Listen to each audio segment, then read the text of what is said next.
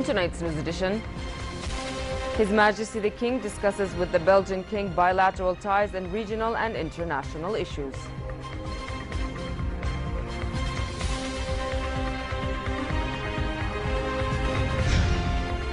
The Eager Lion 2016 continues its annual exercises in partnership with the U.S.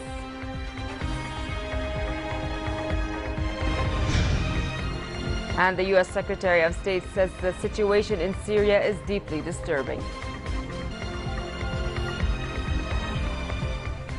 Good evening and welcome to the news at 10. His Majesty the King held talks in the Belgian capital Brussels with King Felipe that focused on means to boost ties between the two countries, mainly in the economic and investment fields. His Majesty voiced appreciation of Belgium's role with the EU to support Jordan's development process. Talks during the meeting also dealt with regional and international issues, mainly the war on terrorism, the repercussions of the Syrian crisis, and efforts to achieve peace between the Palestinians and Israelis. Upon arrival at the Royal Palace, King Abdullah and Queen Rania were received by King Felipe and Queen Mathilde.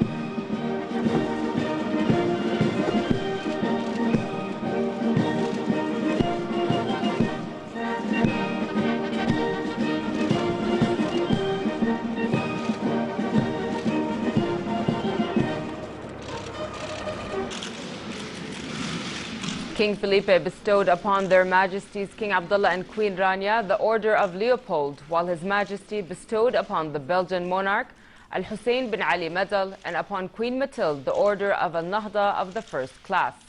Also in Brussels, King Abdullah and Queen Rania visited the Unknown Soldier Monument, where they laid a wreath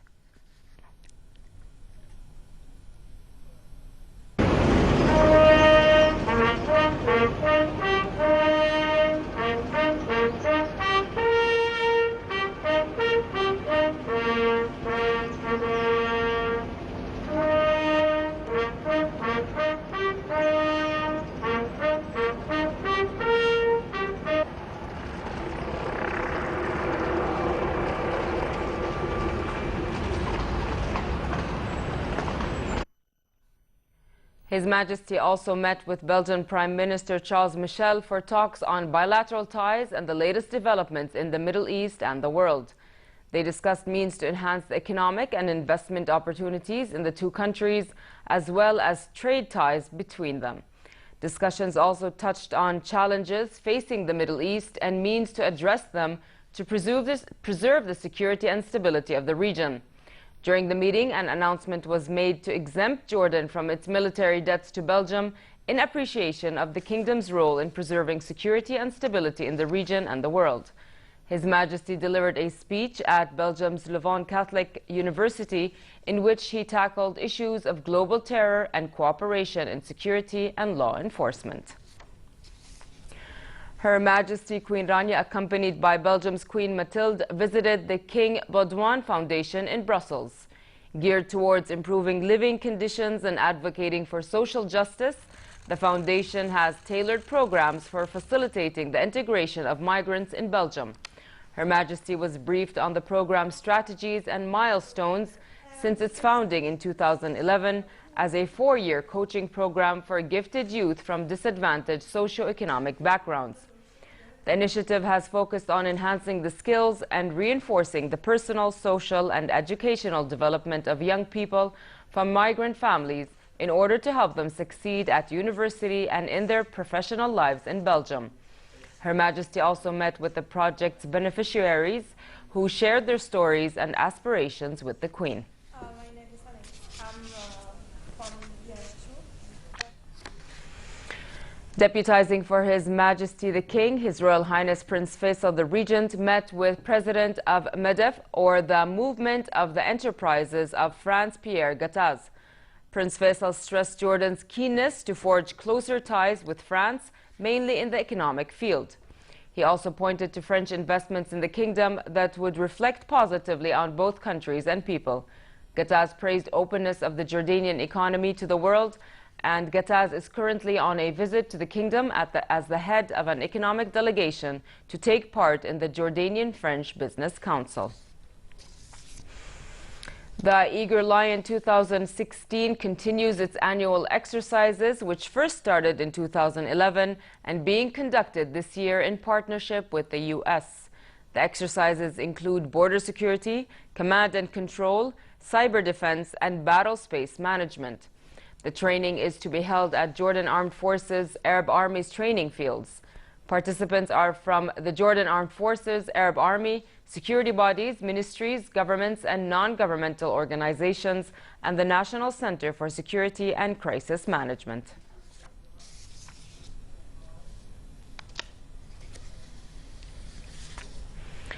Air raids killed at least 13 Syrian people from one family in a town in the west of the country.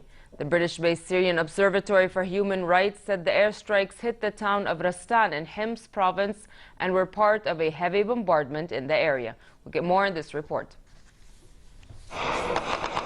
Syria's future is getting darker. The so-called cessation of hostilities between the government and rebel groups has been unraveling since last month, and Secretary of State John Kerry says peace talks are going nowhere. None of us, no one, can be remotely satisfied with the situation in Syria. It's deeply disturbing.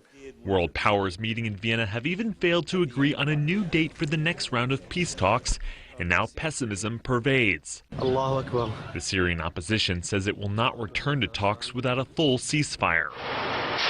Meanwhile, the Syrian army, aided by Russia, is going full speed ahead against groups like Al-Nusra Front and Islamic State. It's a multi-pronged conflict that may be spinning out of control, but that UN envoy Staffan de Mistura says must not be abandoned by the West. We cannot wait too long. We want to keep the momentum. But on the ground, that momentum appears to be headed for more fighting. A total of 305 new Syrian refugees from various age groups crossed into the kingdom during the past 24 hours. A military source said border guards provided the refugees with the necessary aid before transferring them to refugee camps. The Jordanian Royal Medical Services personnel also administered first aid to refugee patients through their medical centers at the border.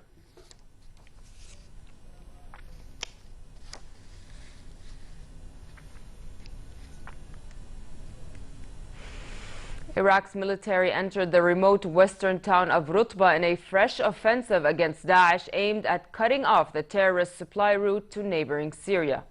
Counterterrorism forces, backed by U.S.-led coalition airstrikes, entered the town from the south and took control of Al-Intisar district. But the group still controls large areas and key cities, including Mosul.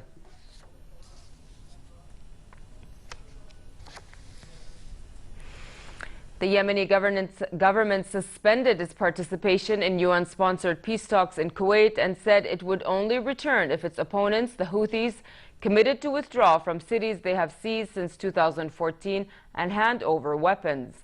A wide gap still separates the Houthis and the Western-backed government of President Abd Rabbo Mansour Hadi after nearly a month of peace talks in Kuwait intended to end the year of war. The Yemeni foreign minister said the government delegation had decided to suspend its participation in the consultations after the Houthis informed them they did not recognize Hadi's legitimacy.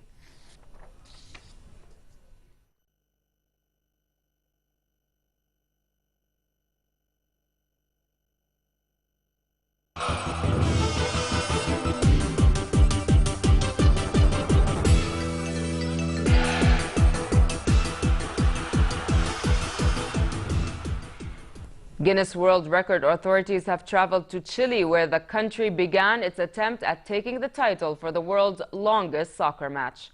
Soccer fanatics will take over the Bicentenary Stadium in Santiago over 5 days, where soccer fanatics hope to play a solid 120 hours. The effort includes a combination of professional and amateur players with a total number of... And finally, moderate conditions prevail in most regions for the rest of tonight, with northwesterly moderate to brisk winds. Tomorrow, more pleasant conditions are expected while remaining relatively hot, with northwesterly moderate to brisk winds stirring dust in the desert regions. And the Gulf of Aqaba should expect hot conditions with northerly moderate winds and calm seas. Next are the lows and highs for tonight and tomorrow.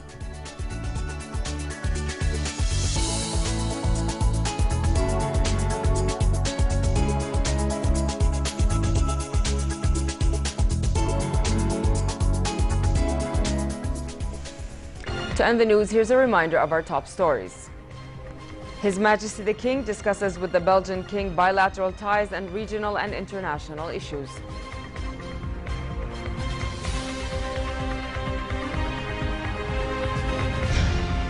The Eager Lion 2016 continues its annual exercises in partnership with the U.S.